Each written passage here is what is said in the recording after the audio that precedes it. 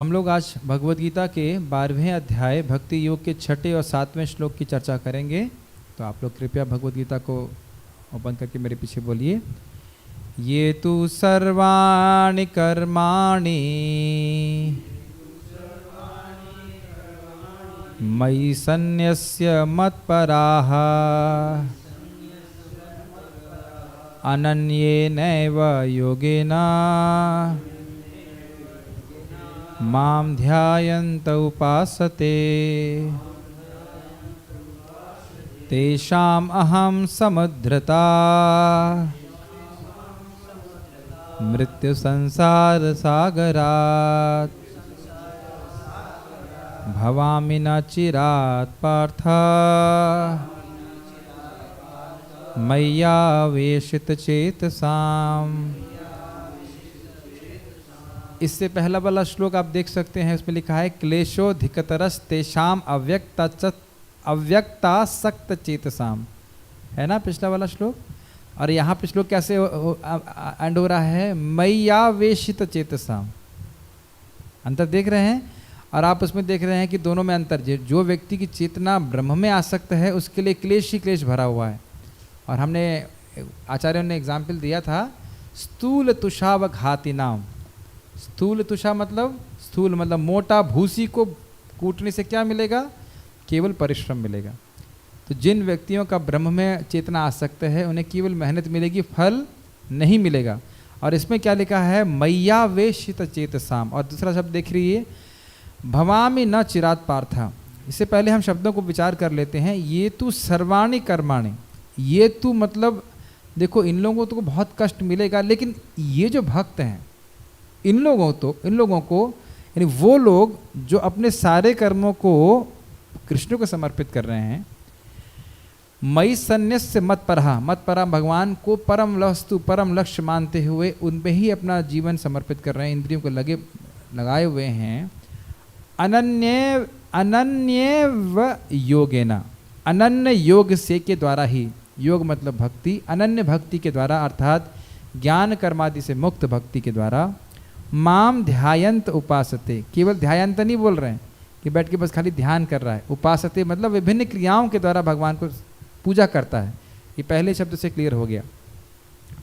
उनके लिए भगवान क्या कह रहे हैं, तेषाम अहम समुद्रता मृत्यु संसार सागरात। क्या अर्थ समझ रहे हैं, अर्थ समझ रहे हैं इसका अर्थ बहुत सिंपल है। उनके लिए मैं उनका उद्धार करता हूं मृत्यु संसार से। ये फैसिलिटी, ये हेल्प ब्रह्मवादियों के लिए बोला था भगवान ने, नहीं बोला ना। जो ब्रह्म में आसक्त हैं वो कई जन्मों के बाद मुझे प्राप्त करते हैं। लेकिन यहाँ भगवान क्या बोल रहे हैं, जिनकी चेतना मुझ में आविष्ट है, मुझ में आसक्त है, उनको मैं स्वयं उद्धार करता हूँ। तो आप दोनों में क्या अंतर देख रहे हैं, ब्रह्मवादियों की साधना में और उनकी सुविधा में, और भक्तों की साधना में और उनकी सुविधा में आपने क्या अंतर सीखा, बताइए। Okay, use the mic if you know the answer. ब्रह्मवादियों की साधना कहाँ है, क्या करते हैं और उनको क्या सुविधा प्राप्त है। वो निराकार की उपासना करते हैं। yes.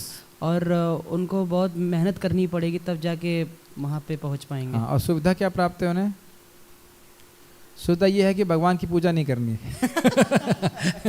सही में हमारे एक रिश्तेदार हैं, वो कहते हैं पहले मैं भक्ति करती थी तो एकादशी पालन करो, ये करो, वो करो। अब जब से निरंकारी हो गई हूँ तो कोई नियम पालन करने की जरूरत नहीं। हाँ, ये सुविधा हो गई, लेकिन वस्तुतः ये फ्रॉड निरंकार है।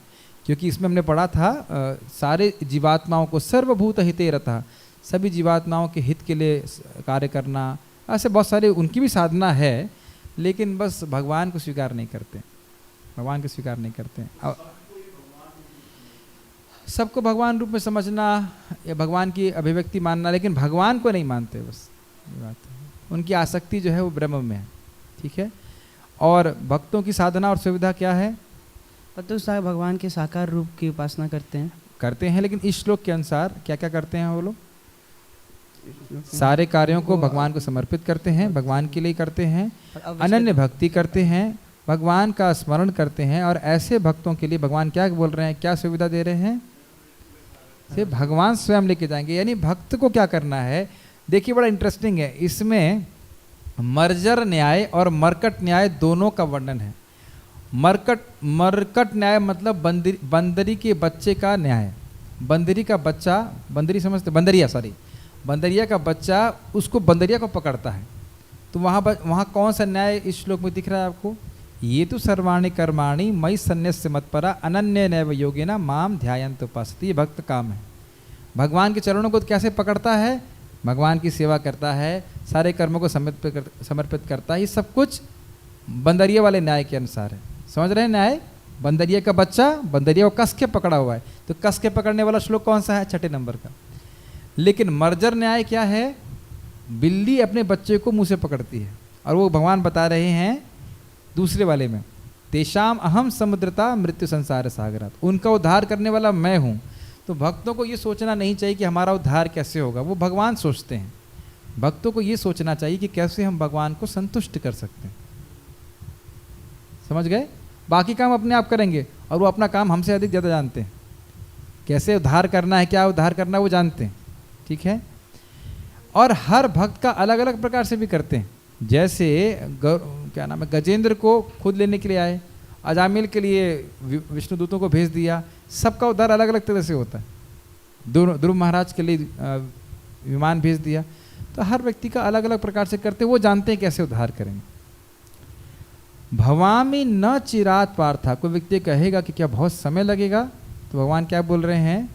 न चिरात। चिर समझते हैं? चिरकाल समझते हैं आप? चिरकाल का मतलब होता है बहुत लंबा काल। तो भगवान कह रहे हैं भवामी न चिरात पार्था। हे अर्जुन, बहुत समय नहीं लगाऊंगा मैं उद्धार करने की। वैसे कभी कभी भक्तों को लगता जरूर है कि अरे भाई 5 साल हो गया कृष्ण का दर्शन नहीं हुआ है 20 साल हो गया कृष्ण का दर्शन नहीं हुआ। लेकिन ये 20 साल 50 साल 5000 साल 50,000 साल भी क्या है अनंत समय में? कुछ है? 50,000 साल को भी हम अनादिकाल से यहाँ फंसे हुए हैं। अगर डिवाइड किया जाए तो क्या है? कुछ भी नहीं। खैर, भगवान बोल रहे हैं भवामी न चिरात पार्था मैया वेशित चेतसाम। तो ये अंतर देखा हमने। क्या था वो उस वाले में? अव्यक्तासक्त चेतसाम और मैया वेशित चेतसाम। आप लोगों को लग रहा होगा मैं तैयारी करके आया हूँ, लेकिन ये चीज़ मैंने कभी नोटिस नहीं करी थी। ये दो शब्दों का कंपैरिजन मैंने कभी नोटिस नहीं किया था। और ये न्याय इस पे अप्लाइकेबल होता है इन श्लोकों पर, ये भी मैंने कभी सोचा नहीं था। हमेशा भगवान जब क्लास दीजिए तो कुछ ना कुछ हमेशा भगवान सिखाते हैं। ये मैं नहीं दे रहा हूँ क्लास, आपस में मान के चलिए। ये कभी मैंने इस तरह से इन श्लोकों को देखा ही नहीं था इस तरह से। इसलिए मैं क्लास देता हूँ ताकि मेरे को भी कुछ न्याय सीखने को मिले। It's like Krishna is teaching all of us. हम भक्तों को सिखा रहे हैं कुछ, बस संग में आने से भगवान उससे प्रसन्न होते हैं। संग में आके चर्चा करते हैं। आप पढ़िएगा अनुवाद प्रभुपाद जी का। अनुवाद। जो अपने सारे कार्यों को मुझ में अर्पित करके तथा अविचलित भाव से मेरी भक्ति करते हुए मेरी पूजा करते हैं और अपने चित्तों को मुझ पर स्थिर करके निरंतर मेरा ध्यान करते हैं, उनके लिए हे पार्थ मैं जन्म मृत्यु के सागर से शीघ्र उद्धार करने वाला हूँ। थोड़ा इस श्लोक को समझ लेना चाहिए। सुमधुर प्रभु, आप सुबह ये मार्केटिंग करने क्यों जाते हैं? आप तो ब्रह्मचारी हैं, ये सब पैसे वैसे क्यों चक्कर में क्यों फंसते हो? समझ में आ गया? क्योंकि भगवान की सेवा है, वैष्णवों की सेवा है। तो आपको लगेगा जब ये सब्जी खरीदने जा रहे हैं तो क्यों जा रहे हैं सब्जी खरीदने? जगन्नाथ के भोग के लिए है। तो आप कहेंगे भाई हम कर्म करते हुए कृष्ण को कैसे स्मरण करें? क्योंकि आप कर्म किसके लिए कर रहे हो? ये देखिए, एक सिंपल सी बात सोचिए। गृहस्थ आश्रम में व्यक्ति कितनी तपस्या करता है? तपस्या के अलावा कुछ नहीं करता है कि नहीं? क्यों प्रभु जी, है कि नहीं? लेकिन उसके पीछे कहीं ना कहीं कह लीजिए हर जगह उद्देश्य यही होता है ना, अरे भाई मैं नौकरी नहीं करूंगा तो मेरे बच्चों को क्या होगा, मेरी पत्नी का क्या होगा। तो भले ही वो कार्य कर रहा है लेकिन उसका उद्देश्य क्या है? स्मरण किनका हो रहा है? पत्नी का, बच्चों का। होता है कि नहीं होता? तो आपको लगेगा वो व्यक्ति बड़ी मेहनत से कार्य कर रहा है। क्यों कर रहा है भाई? अगर उसकी शादी नहीं होती तो उतना मेहनत नहीं कर रहा होता, निश्चित नहीं कर रहा होता। तो आप देख सकते हो जैसे संबंध का अनुभव होने के कारण कर्म कर रहा है, किसका स्मरण कर रहा है? लेकिन पत्नी का, बच्चे का नहीं होता। माताएं देखो, कुछ स्पेशल सब्जी मान लीजिए बच्चे को पसंद है तो भले ही वो बैगन खरीद रही हैं, लेकिन उनको पता है कि मेरे बच्चे को बैगन आलू टमाटर अच्छा लगता है, वो लेके आती हैं। होता है कि नहीं? माता जी लोग करते हैं कि नहीं? या मेरे पति को ही अच्छा लगता है। तो क्रिया आप बाहरी रूप से देख रहे हो, लेकिन आंतरिक रूप से क्या चल रहा है? संबंध होने के कारण, प्रेम होने के कारण उस क्रिया के संग एक स्मृति भी जुड़ी हुई है। मेरी बात आप समझ गए? तो इसलिए भगवान बोल रहे हैं कि सारे कर्मों को समर्पित करते हुए अपने चित्त को स्थिर कर रहे हैं।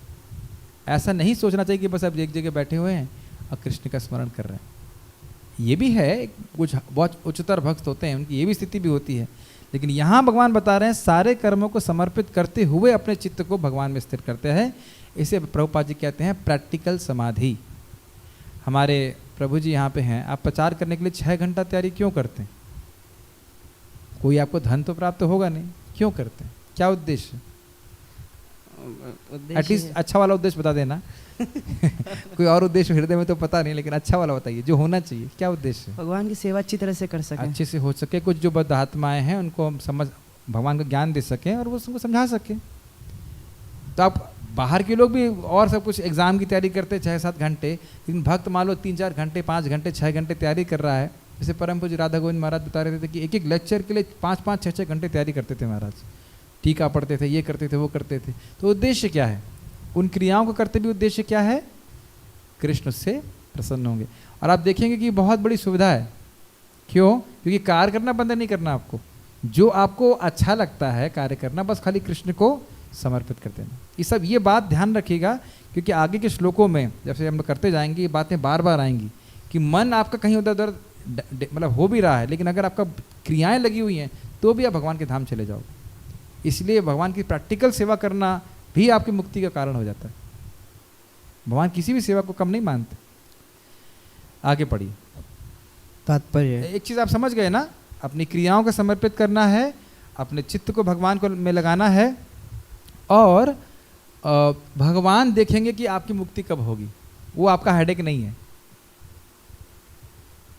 Make sense to you? वो कुछ नहीं सोचना कि कब भगवान के धाम जाओगे। अपना कर्तव्य करते रहो। भगवान अपना कर्तव्य करने में कभी नहीं चूकते। हमें लगता है कि हमारा सुन नहीं रहे, हमारा देख नहीं रहे, वो देखते हैं, वो देख रहे हैं अभी भी। ठीक है। तात्पर्य, यहाँ यह स्पष्ट कहा गया है कि भक्तजन अत्यंत भाग्यशाली हैं कि भगवान उनका इस भव सागर से तुरंत ही उद्धार कर देते हैं। शुद्ध भक्ति करने पर मनुष्य को इसकी अनुभूति होने लगती है कि ईश्वर महान है और जीवात्मा उनके अधीन है। ये बहुत इंपॉर्टेंट लाइन है। शुद्ध भक्ति करने पर व्यक्ति को अनुभूति होने लगती है कि मैं कृष्ण पे आश्रित हूँ। आप देखिए भौतिक जगत में हम लोग कई बार उदाहरण को दिए हैं, हम लोग कोई वस्तु नहीं लेके आते और अपने शरीर के बारे में भी हम कुछ नहीं जानते कि शरीर कैसे निर्वाह हो रहा है, क्या हो रहा है, लेकिन कोई करने वाला है और वो भगवान कृष्ण है करने वाले, इसके बारे में बिल्कुल नहीं जानते और उनके पीछे उनके प्रति हमारा कोई कर्तव्य है उसके बारे में बिल्कुल बिल्कुल भूले हुए हैं। कोई व्यक्ति कुछ नहीं करना चाहता। तो ये एक भक्ति करने से व्यक्ति को समझ में आने लगता है कि किस प्रकार से कृष्ण पे मैं हर क्षण निर्भर हूँ और मेरा एकमात्र कर्तव्य है उनकी सेवा करना। आगे पढ़िए। उसका कर्तव्य है कि भगवान की सेवा करे और यदि वह ऐसा नहीं करता तो उसे माया की सेवा करनी होगी। ये किसको समझ में आया? सुमधुर बताइए। बहुत इंटरेस्टिंग पॉइंट है, बहुत इंटरेस्टिंग पॉइंट। यस, जीव का स्वभाव है सेवा करना। Very good. माया की सेवा करेगा नहीं तो भगवान की सेवा करेगा। बस दो ही स्वामी हैं, या तो माया है या कृष्ण है। आप कहें प्रभु जी मैं कोई सेवा नहीं कर रहा, क्या ये सही है? आप ये नहीं कह सकते कि हम कोई सेवा नहीं कर रहे। या तो हम कृष्ण की सेवा कर रहे हैं और नहीं कर रहे हैं तो माया की सेवा कर ही रहे, मन से, शरीर से। इसलिए ऐसा कोई ऑप्शन नहीं है कि आप सेवा ना करें। अब चॉइस ये है कि हम किसकी सेवा करें। कल ही मैं क्लास में बता रहा था कि अपने जीवन में हमें चिन्मयता बढ़ानी चाहिए। तो बाद में भक्त बोले कि प्रभु जी चिन्मय तो हम हैं, जीव तो चिन्मय है, हाँ, लेकिन जीव चिन्मय है, लेकिन चिन्मय शक्ति का संपर्क कितना कर रहा है। जैसे अभी हम लोग भगवत गीता पढ़ रहे हैं, तो भगवत गीता पढ़ना चिन्मय शक्ति का संपर्क है, ये तो समझाने की जरूरत नहीं है। हरे कृष्ण जप करना, भगवान को प्रणाम करना, भगवान की भक्ति करना, ये हम भगवान की आध्यात्मिक शक्ति के संपर्क में आते हैं, तो स्पष्ट है। लेकिन अब इसका कोशंट कितना है, कितना प्रपोर्शन है? 50% आप भगवान की सेवा में लगे हो, 20% लगे हो, 10% लगे हो, 90% लगे हो, उसके अनुसार हमें अनुभव होगा कि हमारी प्रगति कितनी हो रही। आप मेरी बात समझ पा रहे हैं? तो यही बात है कि सेवा करना हम छोड़ नहीं सकते हैं। अब हमें ये देखना है कि हम कृष्ण की सेवा कर रहे हैं या माया की सेवा कर रहे हैं। बहुत अच्छा, आगे पढ़िएगा। जैसा पहले कहा जा चुका है कि केवल भक्ति से परमेश्वर को जाना जा सकता है, अतः मनुष्य को चाहिए कि वह पूर्ण रूप से भक्त बने। भगवान को प्राप्त करने के लिए वह अपने मन को कृष्ण में पूर्णता एकाग्र करे। वह कृष्ण के लिए ही कर्म करे, चाहे वह जो बात है कि जहाँ मन जाएगा वहाँ इंद्रियां भी जाती हैं। ये बात आप समझ रहे हैं?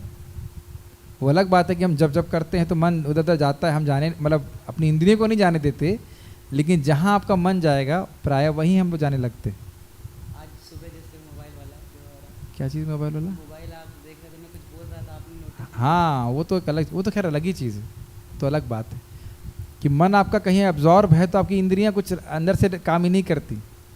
प्रभु जी जोर जोर से बोल रहे थे मोबाइल में, मैं कुछ टाइप कर रहा था, मैंने कुछ भी सुना नहीं। मेरे बगल में बैठे ये अमृत दे रहे थे कान में, लेकिन मुझे कुछ भी जो है सुनाई नहीं पड़ा। मैंने कुछ समझ में नहीं आया कि क्या बोल रहे हैं। फिर मैंने कहा, मैंने बंद किया, मैंने कहा फिर से आप बोलिए।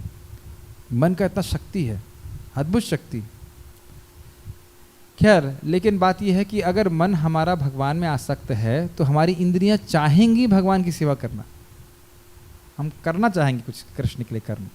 यस, चाहे वह जो भी कर्म करे, लेकिन वह कर्म केवल कृष्ण के लिए होना चाहिए। ये क्या अर्थ है इस लाइन का? बहुत अच्छी लाइन है। शिवम, क्या अर्थ है इसका? क्या हम मुर्गा काट सकते हैं कृष्ण के लिए? ये अर्थ है कोई भी कर्म करे? मतलब हमें भगवान की सेवा ही करनी चाहिए बस। ओके, सुमधुर प्रभु, ये बहुत इंपॉर्टेंट लाइन है, इसको समझ लेना चाहिए। चाहे वह जो भी कर्म करे, लेकिन वह कर्म केवल कृष्ण के लिए होना चाहिए। यस, भगवान का कोई भी कर्म छोटा बड़ा नहीं होता है, हम किस भाव में करते हैं, ये very nice, this is the point.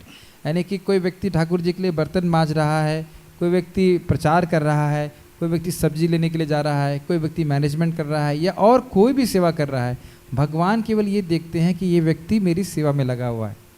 हम लोगों को लगता है कि हम बहुत बड़े हैं, लेकिन एक्चुअली हमारा साइज आप जानते हो ना, बाल के आगे के अग्रभाग का 10,000वां हिस्सा है। ये प्रभुपाद जी का एक कोटेशन है। इससे कोई फर्क नहीं पड़ता कि व्यक्ति क्या सेवा कर रहा है। मेन बात है भगवान ये देखते हैं कि ये व्यक्ति मेरी सेवा में लगा हुआ है। और जितनी बात हमको ये अनुभूति होगी, हम किसी भक्त से द्वेष नहीं करेंगे कि वो क्या सेवा कर रहे हैं। आप मेरी बात समझ रहे हैं?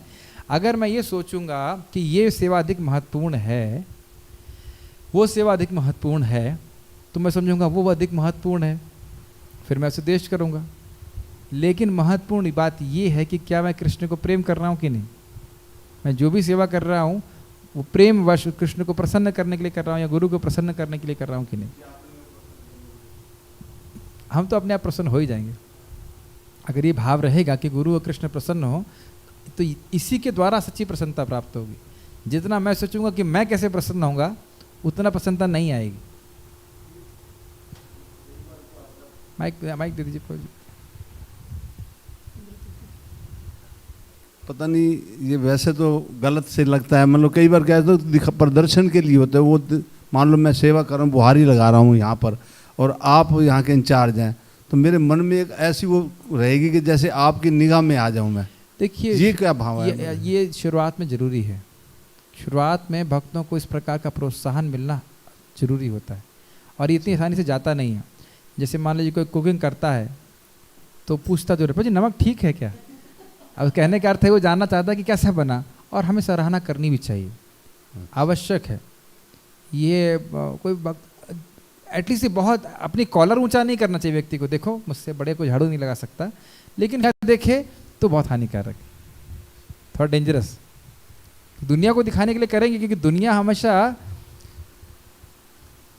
बाह्य से रूप से देखती है, तो फिर हम बाह्य भक्त बन जाएंगे कि दुनिया को क्या पसंद है उसके अनुसार मुझे करना चाहिए। अब कई बार ऐसा होता है लोग कि मतलब कोई सेवा करते हैं तो बस इसीलिए कि मेरी फोटो आ रही है कि नहीं आ रही।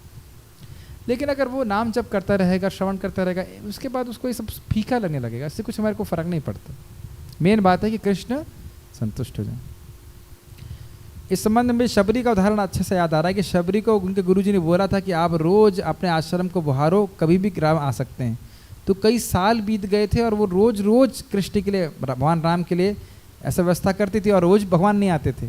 अंततः गत्वा आए भगवान, तो उनसे हमें सीखना चाहिए कि भगवान हमारे हृदय में हैं और वो देख रहे हैं कि हम क्या सेवा कर रहे हैं और किस भावना में कर रहे हैं, तो वो प्रसन्न होकर के हमारी प्रगति स्वयं करते हैं। ठीक है, मैया हमें देखना चाहिए, मैया वेशित चेतसान, हमें भगवान में आसक्त होना चाहिए। तो इसलिए इसमें श्रवण कीर्तन बहुत इंपॉर्टेंट है।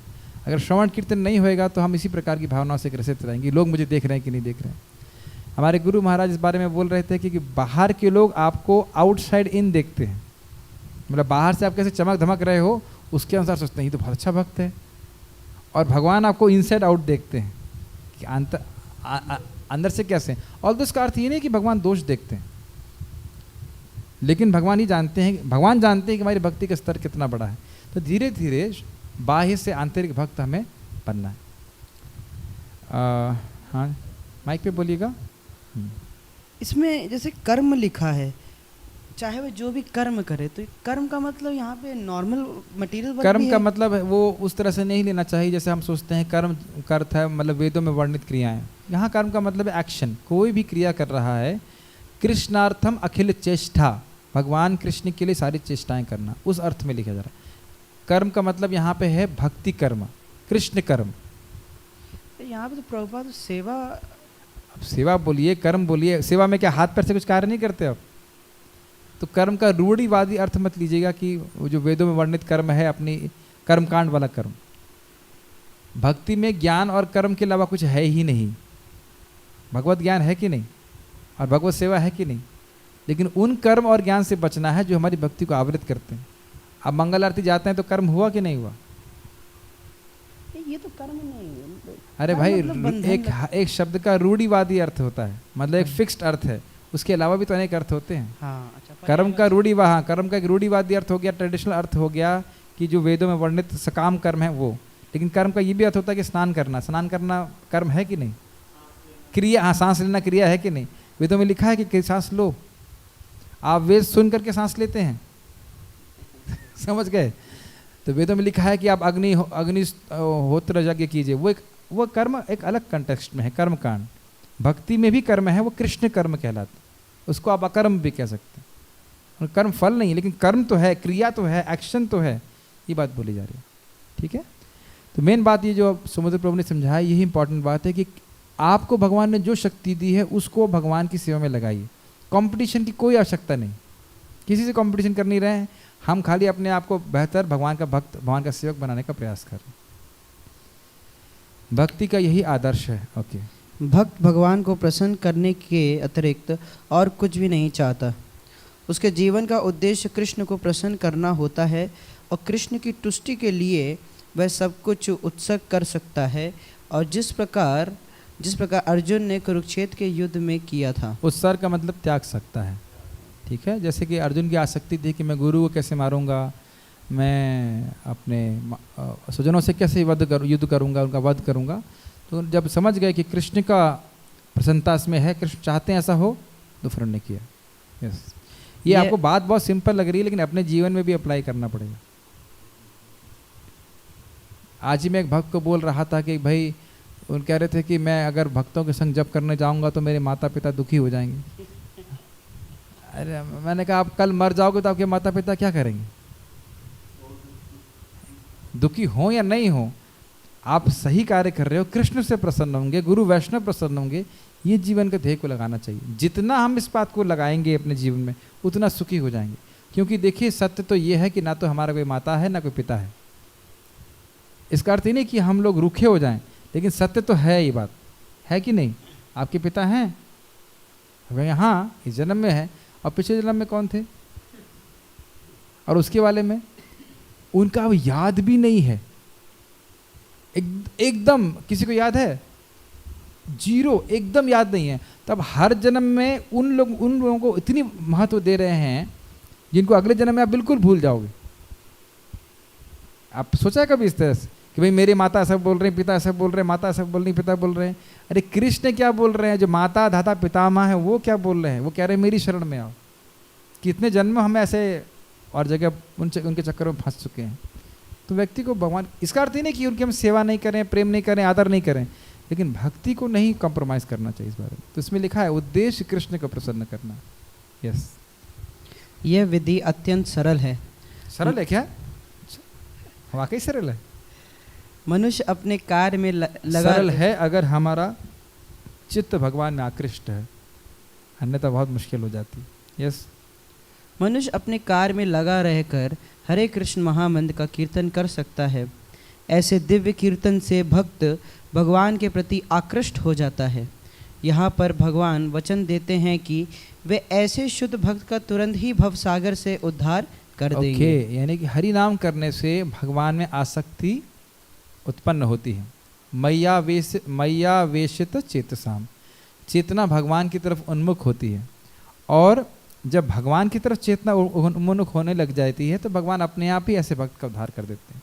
अपितु शास्त्र में वर्णन है कि कोई एक बार भी नामोच्चारण करता है तो भगवान कहते हैं एतद विषयामति, ये व्यक्ति मेरा है, इसकी रक्षा करना मेरा कर्तव्य है। केवल एक बार बोलने से बस हम वैष्णव का अपराध न करें।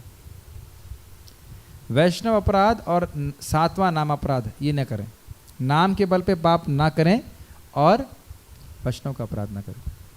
अगर इतना भी न करें, मतलब उससे बच जाएं तो प्रगति बहुत तेज हो जाती है। प्रयास करना चाहिए। यस, मनुष्य अपने कार्य में लगा रहकर, यहाँ पर भगवान वचन देते हैं कि वे ऐसे शुद्ध भक्त का तुरंत ही भवसागर से उद्धार कर देंगे। जो योगाभ्यास में बड़े चढ़े हैं वे योग द्वारा अपनी आत्मा को इच्छानुसार किसी भी लोक में ले जा सकते हैं और अन्य लोग इस अवसर को विभिन्न प्रकार से उपयोग में लाते हैं। लेकिन जहाँ तक भक्त का संबंध है उसके लिए यहाँ यह स्पष्ट कहा गया है कि स्वयं भगवान ही उसे ले जाते हैं। ओके, जो योगी जन हैं वो लोग अपने परफेक्शन, अपनी सिद्धि के अनुसार दूसरे ग्रह की प्राप्ति करेंगे। अगर वो सिद्ध नहीं हुए तो भगवत धाम नहीं जा सकेंगे। ये क्लियर है? इस चीज़ को आप 8वें अध्याय में पढ़ सकते हो कि अलग अलग समय में योगी जब शरीर त्यागता है तो उसको अलग अलग गंतव्य प्राप्त होता है। दूसरा चीज़ हम यहाँ देख रहे हैं कि मृत्यु के समय व्यक्ति इसका कह रहे हैं इस अवसर का विभिन्न प्रकार से उपयोग करते हैं। अर्थात जो लोग भौतिकतावादी हैं वो या तो स्वर्ग जाएंगे या इसी जगत में दोबारा जन्म लेते हैं। ये मृत्यु के समय की बात कर रहे हैं। और यहाँ बोल रहे हैं कि भगवान स्वयं उन भक्तों को जो अपने सारे कर्मों को कृष्ण को समर्पित करते हैं स्वयं उन्हें वैकुंठ लेके जाएंगे। तो सबसे सिक्योर फ्लाइट कौन सी है? भाई एक तरीका तो ये है, उदाहरण मन में आ रहा है कि हवाई जहाज आप खुद चलाना सीखें और खुद उड़ाएं समझ रहे? तो उसमें तो बड़ा मुश्किल है भाई, सीखो। और योगी लोग ऐसा ही खुद सीख रहे हैं कहाँ पे अपना हवाई जहाज लेके जाना है। और दूसरा है कि आपका पायलट बड़ा एक्सपर्ट है, परफेक्ट है, वो अपने आप ही लेके जाएगा, आप खाली बैठ जाओ। तो यानी भक्ति की फ्लाइट जो है ये भगवान ही चलाते हैं और भगवान की कृपा से ही हम लोग भगवान के धाम चले जाएंगे। तो बच्चा जिस प्रकार से माँ पे आश्रित रहता है, जैसे आपने देखा होगा भारत में तो खूब देखा होगा, माताएं अपने बच्चे को लेकर के मोटरसाइकिल पर बैठती हैं और बच्चा प्रैक्टिकली हवा में झूल रहा होता है। क्या अगर आपको अब आपकी माता जी ऐसे पकड़ेंगी तो आप बैठेंगे ऐसे? आप विजुअलाइज कर पा रहे हो मैं क्या बोल रहा हूँ? पिताजी बाइक चला रहे हैं और माता जी अपने बच्चे को ऐसे टांगी हुई हैं हाथ पे और बच्चा बिल्कुल हवा में झूल रहा है, वो आराम से सो रहा है, मज़े कर रहा है, बिल्कुल हंस रहा है, खेल रहा है और गाड़ी चल रही है, क्योंकि उसको अपनी माता पे सहज विश्वास। कोई नहीं सोचता अरे मुझे गिरा दिया तो क्या होगा, अब क्या करेंगी, मुझे ध्यान रखेंगी कि नहीं करेंगी। इस प्रकार से भक्ति करने से भगवान में सहज श्रद्धा होने लगती है। जब भगवान इतने सारे भक्तों का ध्यान रख रहे हैं तो मैं जीवन भर भगवान की सेवा कर रहा हूँ तो भगवान क्यों नहीं ध्यान रखेंगे? और अभी भी ध्यान रख ही रहे हैं। ठीक है? यस। भक्त को वैकुंठ में जाने के पूर्व अनुभवी बनने के लिए प्रतीक्षा नहीं करनी पड़ती। क्लियर है कि नहीं? आपको बहुत अनुभवी होने की जरूरत नहीं है। क्या करना है? बस भगवान का स्मरण करना है, अपने कर्मों को कृष्ण को समर्पित करना। यस। वराह पुराण में एक श्लोक आया है, नयामि परम स्थानम अर्चिर आदि गतिम विना गरुड़ स्कंदम आरोप्य यथेच्छम अनिवार्यतः। तात्पर्य यह है कि वैकुंठ लोक में आत्मा को ले जाने के लिए भक्त को अष्टांग योग साधने की आवश्यकता नहीं है। इसका भार भगवान स्वयं अपने ऊपर लेते हैं। और भगवान के लिए बहुत बड़ा भार है क्या ये? कभी कभी लोग सोचते हैं प्रभु जी मैं तो इतना पतित हूँ कि कृष्ण भी मेरा उद्धार नहीं कर सकते तो कैसे कैसी बातें लोग बोलते हैं, ठीक है, लेकिन ऐसा नहीं। भगवान के लिए आप लोगों को पता होगा कि वसुदेव दत्त ने जब प्रार्थना करी कि भगवान सभी का उद्धार कर दीजिए और उनके बदले में पाप मैं भोग लूँगा, तो महाप्रभु कहते हैं कृष्ण के लिए कोई बहुत बड़ी बात नहीं उद्धार करना। एक पूरा ब्रह्मांड एक मस्टर्ड सीड की तरह, सरसों के दाने की तरह। अभी एक आपके पास पूरा, जैसे आप छौंक मार रहे थे उस दिन है ना खिचड़ी में, तो मस्टर्ड सीड डाल रहे थे ना, उसमें से एक मस्टर्ड सीड गिर गया तो आपने ध्यान दिया? या काउंट करके डालते हो कितने छौंक में मारूं मैं? नहीं मारते ना। तो आप एक मुट्ठी में अगर बहुत सारे सरसों के दाने हैं, उसमें से एक सरसों का दाना गिर गया तो क्या हमें कोई नुकसान होता है? नहीं। तो उसी प्रकार से पूरे ब्रह्मांड के जीवों को भी आप मुक्त कर दिया भगवान ने, तो भगवान के लिए कोई नुकसान तो है ना, भगवान तो चाहते ही हैं। उदाहरण दिया जाता है एक और, उसमें चैतन्य चरितामृत में किसी के पास बहुत सारी काम धोने गाय हों और एक बकरी खो जाए उसकी तो क्या अरे बाप रे मेरी बकरी खो गई, बकरी खो गई। हजारों का असंख्य कामधेनु गाय हों किसी के पास और एक बकरी खो जाए तो क्या फर्क पड़ता? तो पूरा भौतिक जगत भी अगर खत्म हो जाए तो कृष्ण को कोई फर्क नहीं पड़ता। तो ये बात है कि भगवान के लिए कोई भी मुश्किल नहीं। हमारी बस खाली यही प्रयास है कि हर कर्म कृष्ण के लिए होना चाहिए। यस। वे यहाँ पर स्पष्ट कह रहे हैं कि वे स्वयं ही उद्धारक बनते हैं। बालक अपने माता पिता द्वारा अपने आप रक्षित होता है, जिससे उसकी स्थिति सुरक्षित रहती है। इसी प्रकार भक्त को योगाभ्यास द्वारा अन्य लोकों में जाने के लिए प्रयत्न करने की आवश्यकता नहीं होती, अपितु भगवान अपने अनुग्रह व स्वयं ही अपने पक्षी वाहन गरुड़ पर सवार होकर तुरंत आते हैं और भक्त को भव सागर से उबार लेते हैं। कोई कितना ही कुशल तैराक क्यों ना हो और कितना ही प्रयत्न क्यों ना करे, किंतु समुद्र में गिर जाने पर वह अपने को नहीं बचा सकता। ये तो हमने पिछली बार भी चर्चा किया था कि भाई आप जब समुद्र को देखते हो तो सोचते हो क्या कि हम तैर के पार करेंगे? इस जगत में भी नहीं करते। तो इस जगत के समुद्र को हम तैर के पार करने के बारे में नहीं सोचते हैं, तो भवसागर को कैसे पार सकते हैं? ठीक है। तो इसलिए बुद्धिमान व्यक्ति को भगवान के चरण कमल रूपी नाव का ही आश्रय लेना चाहिए। इसी प्रकार भगवान भक्त को इस भव सागर से हो चुका, पढ़ लिया आपने। किंतु यदि कोई आकर उसे जल से बाहर निकाल ले तो वह आसानी से बच जाता है। इसी प्रकार भगवान भक्त को इस भव सागर से निकाल लेते हैं। वस्तुतः जब आप किसी को कृष्ण भावना दे रहे हैं तो आप उसको भव सागर से बाहर निकाल रहे हैं। इतनी बड़ी कृपा कर रहे हैं। इसलिए लोगों को सीखना चाहिए वैष्णव सिद्धांत। इसीलिए भगवान बोल रहे हैं कि ये सबसे बड़ी सेवा है। सारी सेवाएं हैं इम्पॉर्टेंट, लेकिन लोगों को भगवत ज्ञान देना ये सबसे महत्वपूर्ण सेवा है। क्योंकि व्यक्ति को खुद भी सीखना होता है कि उसकी इंद्रियां कैसे नियमित हों कृष्ण की सेवा में, कैसे करे कृष्ण की सेवा कैसे करे। जैसे मान लीजिए आपने एक बार प्रसादम खिला दिया, लेकिन अगर आपने सिखा दिया कि भोग कैसे लगाओ तो रोज प्रसादम खाएगा कि नहीं खाएगा? समझ रहे हैं मेरी बात?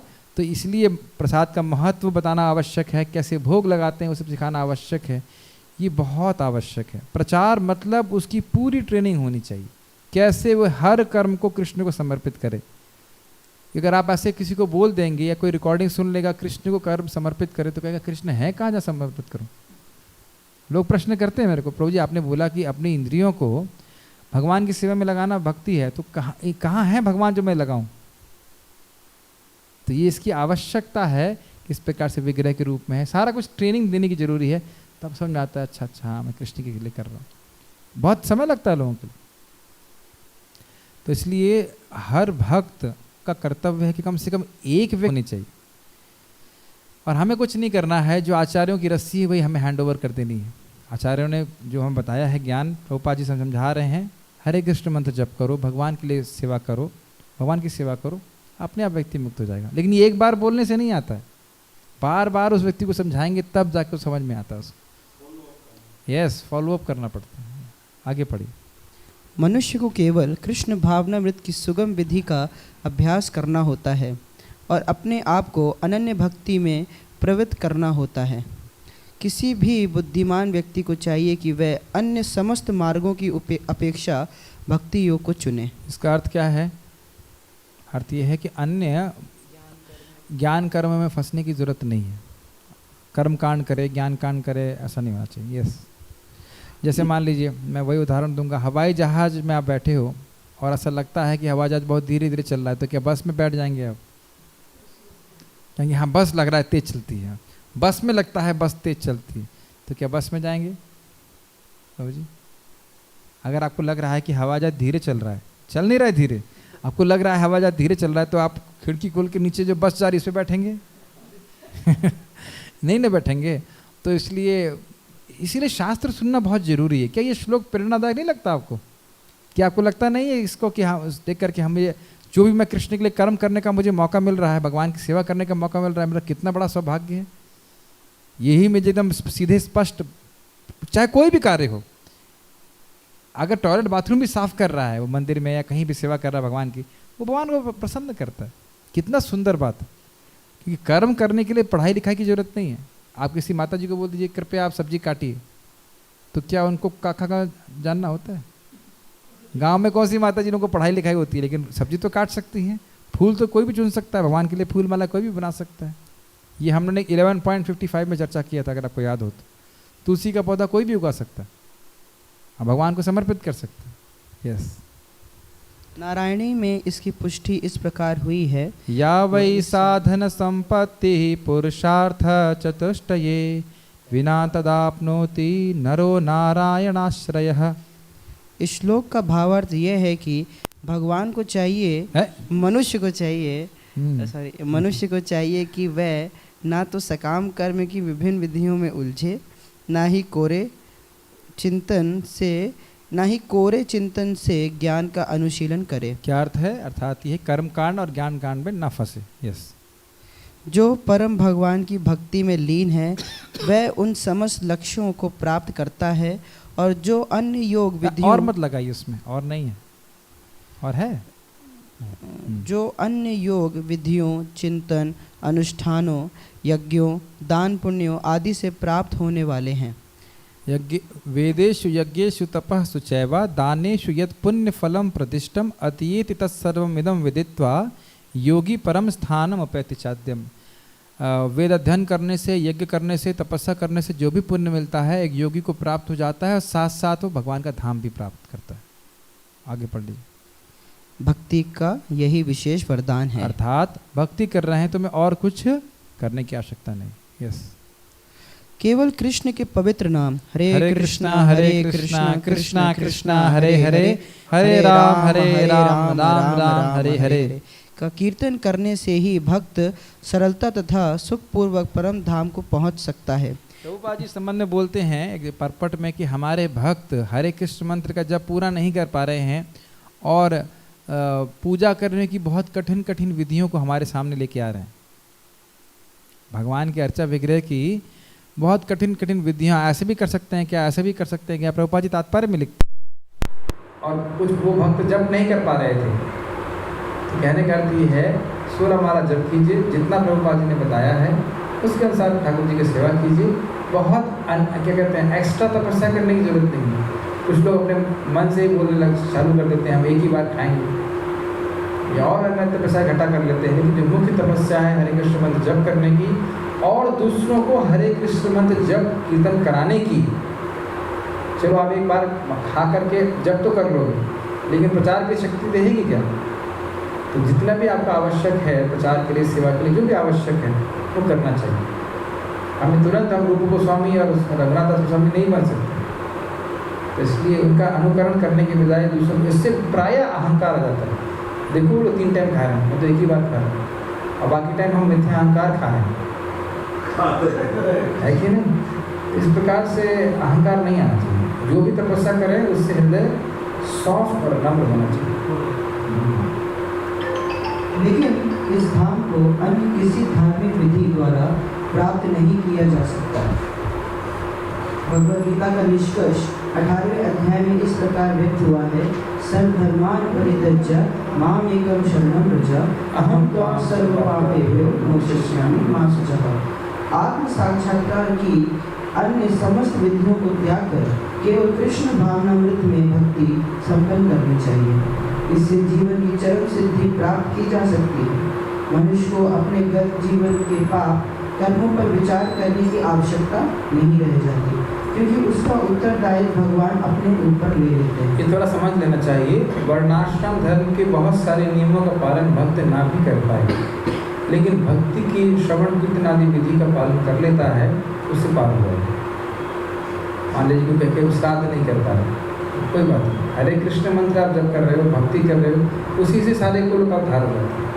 विप्राद शुद्ध गुणयुक्ताद अरविंद नाभा पादारविंद विमुखाद स्वपचा वरिष्ठम मन्ने तदर्पित मनो वचने हितार्थ प्राणम पुनाद सकुलम न भूरिमान।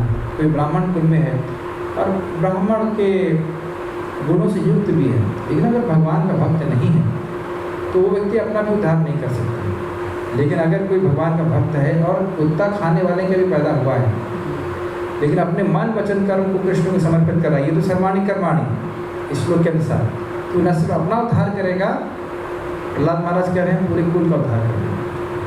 तो ये भगवत धर्म की महिमा है, तो ये विश्वास होना चाहिए। तो व्यक्ति को कर्म कांड में नहीं फंसना चाहिए, ये कर लें वो कर लें ये कर लें, कृष्ण के लिए सेवा कीजिए, बस वही सब ठीक है।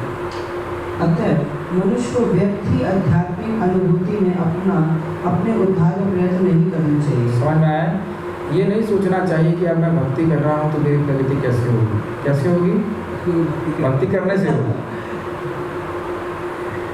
सिंपल सी बात है ना, जैसे मैं खाना तो खा रहा हूँ, तो शरीर में कैसे लगेगा?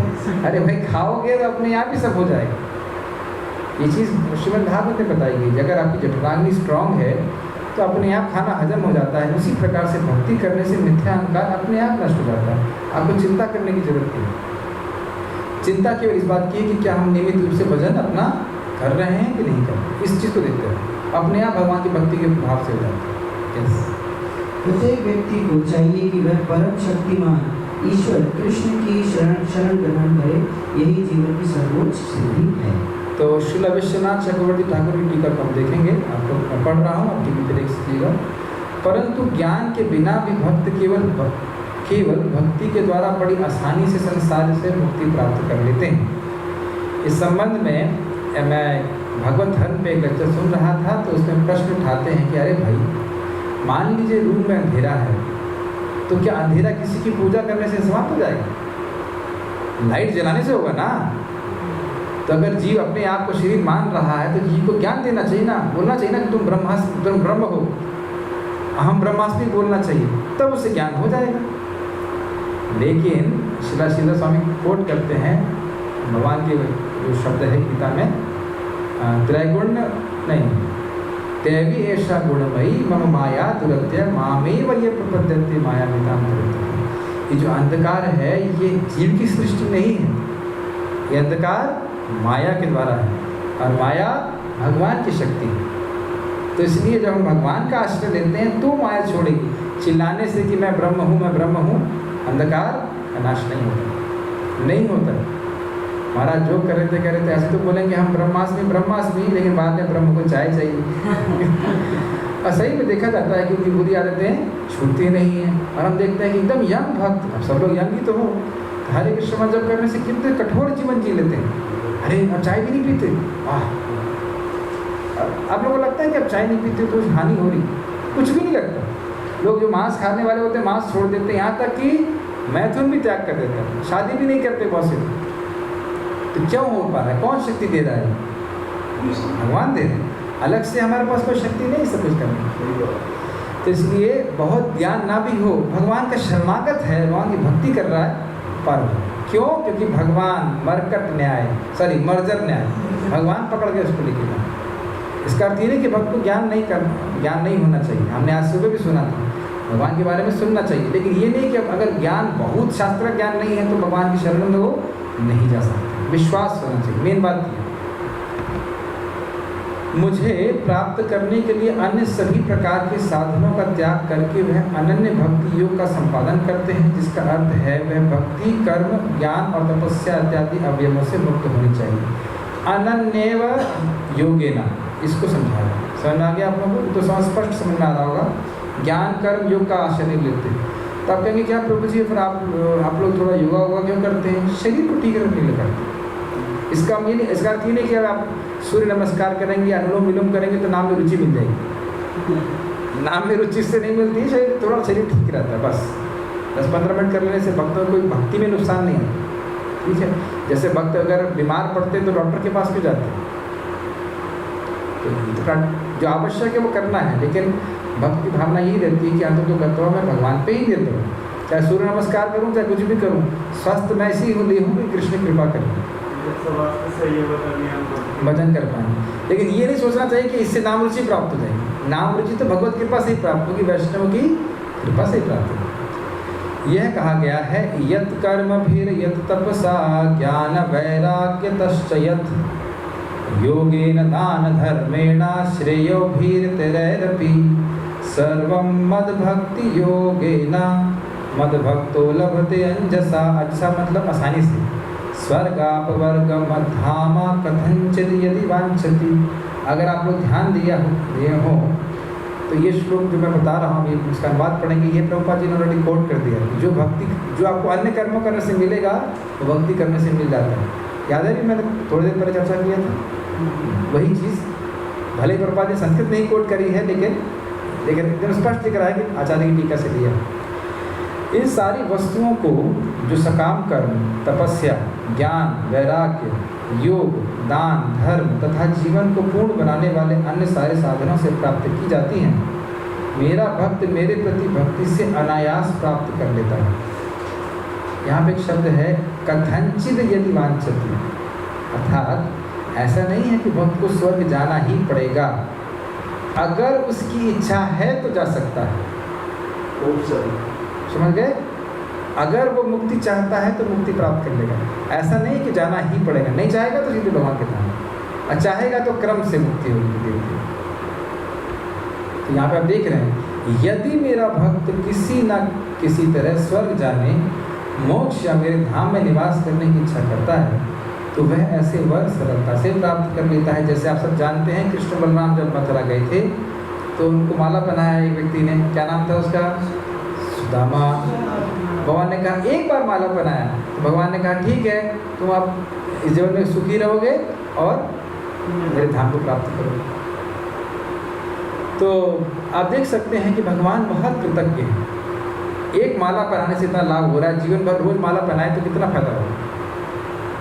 लेकिन बात यहाँ पे मुख्य बात जो ये है वो ये है कि भक्त भगवान से प्रेम उत्पन्न करना चाहते हैं, लेकिन फिर भी हृदय में अगर कुछ भौतिक इच्छा है तो भगवान उसको भी पूर्ण करा देते हैं, और कराते भी हैं। उससे भक्ति का ह्रास नहीं होता है, भक्ति अपनी स्थिति में रहती है।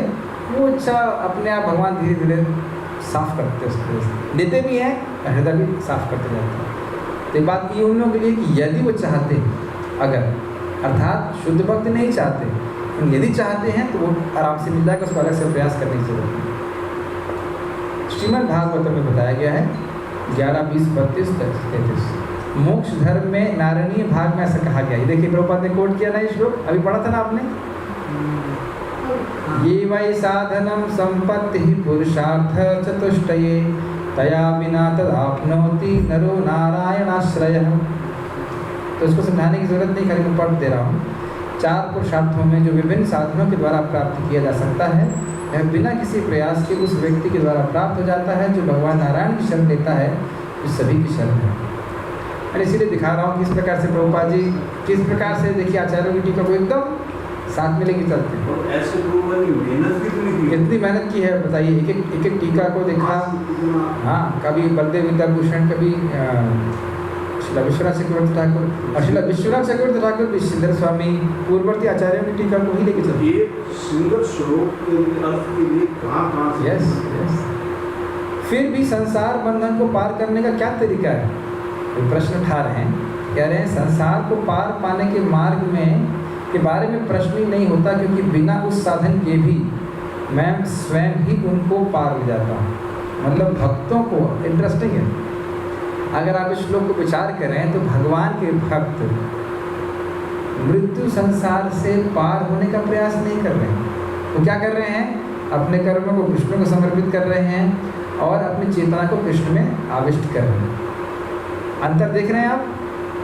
वो खाली कृष्ण को प्रसन्न करना चाह रहे हैं और बाकी कृष्ण अपने आप सारा कुछ करें। Make sense to you? Difference समझ रहे हैं ना? अन्य लोग मुक्ति प्राप्त करना चाहते हैं, मुक्ति प्राप्त करना चाहते हैं। क्या है वो? भुक्ति मुक्ति वांछा सकल या शांति। कृष्ण भक्त निष्काम अतएव शांत। आप मुक्त करना चाहो तो ठीक, जगत में रखना चाहो तो ठीक, हमें केवल आपके चरणों में प्रेम चाहिए। नेचुरली जब भगवान चरणों में प्रेम होगा, जैसे आप भगवान बता रहे हैं, ऐसे भक्त लोग पहले अपने आप चले गए। तो इसलिए व्यक्ति को चिंता नहीं करनी चाहिए मैं जो है भगवान के पास जाऊँगा कि नहीं जाऊँगा। हमें केवल ये चिंता करनी चाहिए कि क्या मेरा अगला क्षण कृष्ण की सेवा में नियोजित हो रहा है कि नहीं हो रहा। उसके बाद क्या चिंता करना चाहिए? अगला क्षण हो रहा है कि नहीं, फिर अगला क्षण हो रहा है कि नहीं। और भक्त को बुद्धिमान होना चाहिए। मान लो कोई सेवा नहीं तो भागवत पढ़े, गीता पढ़े, भक्तों से चर्चा करे, कीर्तन करे, कुछ प्रचार करे। ऐसा नहीं कि सर पे तलवार लगी वो व्यक्ति खड़ा रहे आपके ऊपर कि आप सेवा कर रहे हैं कि नहीं कर रहे।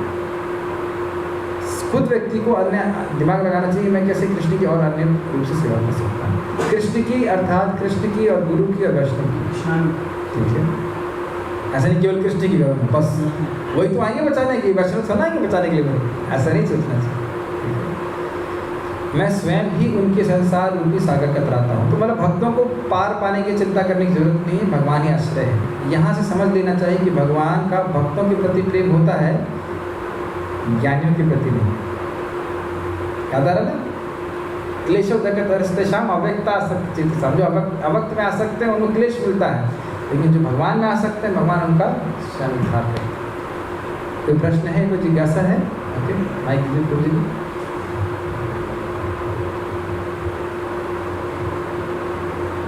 कई बार कुछ सेवा की भी बात होती है तो ऐसा कहते हैं कि जप ये भी तो सेवा ही है। सभी कुछ सेवा है। सेवा अर्थात मन वचन कर्म से कोई भी कार्य हम भगवान के लिए करते हैं, सब कुछ सेवा। तो हमारे को प्रैक्टिकली जैसे गीता है तो उस दिन में खाली जपा या रीडिंग ऐसा या कुछ रचनात्मक कार्य भगवान, सभी कुछ प्रैक्टिकल। देखिए प्रैक्टिकल सेवा मतलब जो जिसकी प्रैक्टिस कर रहे हैं, जब करने की प्रैक्टिस कर रहे हैं, मंगल आरती जाना भी प्रैक्टिस है। सभी का प्रैक्टिस का उद्देश्य है मैया वेशित चेतसा। अभ्यास ये है कि अपने मन को हम बार बार विभिन्न कर्मों के द्वारा भगवान की सेवा में लगाएं। सारी चीज़ें सेवा हैं, चाहे आप मंदिर की कोई भी सेवा कर रहे हैं या घर में भी ठाकुर जी की सेवा कर रहे हैं, जब कर रहे हैं। मेन बात है सेवा का मतलब है सेवा के जो सेव्य हैं उनको प्रसन्न करने का उद्देश्य होना चाहिए। सेवा मतलब है जो सेव्य हैं जिनकी हम सेवा कर रहे हैं, वो हमारा उद्देश्य होना चाहिए कि हम उनको प्रसन्न करें। चाहे आप सर्विंग कर रहे हैं, चाहे कुछ कर रहे हैं, सर्विंग भी हम मैकेनिकली कर सकते हैं, जपा भी मैकेनिकली कर सकते हैं, सब कुछ मैकेनिकली कर सकते हैं। मैकेनिकल इंजीनियरिंग करने के लिए जीवात्मा को कोई ट्रेनिंग की जरूरत नहीं। साधना में भी मैकेनिकल इंजीनियरिंग कर रहा है,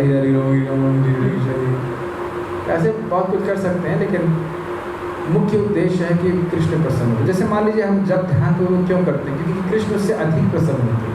तो अगर आप ध्यान पूर्वक करने का प्रयास कर रहे हो तो ये प्रयास कृष्ण को प्रसन्न करने के लिए, भगवान उसमें अंतर हो जाता है।